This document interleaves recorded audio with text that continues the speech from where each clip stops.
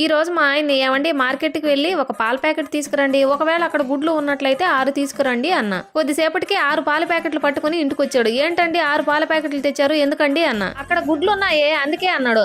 గుడ్లు ఉంటే అంటే నువ్వే కదా అక్కడ గుడ్లు ఉన్నట్లయితే పాల ప్యాకెట్లు తీసుకురండి అన్నావు, అందుకే తెచ్చాను అన్నాడు. ఏడ్చినట్టే ఉంది. నాకేం తెలిసే 6 ప్యాకెట్లు తెమ్మన్నావు అనుకుని తెచ్చా అన్నాడు. సరే కానీ పోయిన నెల నీకు ఇంటి ఖర్చులు కానీ డబ్బులు ఇచ్చా కదా, ఎలా ఖర్చు అయ్యాయో దేనికి ఖర్చు అయ్యాయో చెప్పు అన్నాడు. ఎందుకు అన్నా కోపంగా. అది కాదే అంటే ఈ నెల ఏమైనా సరిపోకపోతే సర్దుదామని అన్నాడు. ఓ అవునా, అయితే వినండి చెప్తా అన్న. పాలకు 1500, డిష్ బిల్లు 500. 1500 వచ్చేసి ఏకా అతే, 2000 ఏమో కూరగాయలకి, 700 ఏకా అతే, 2000 అబ్బాయి స్కూల్ ఆటోకి, 500 ఏకా అతే, 7000 పొదుపుకి, 1500 కరెంటు బిల్లుకి అన్న.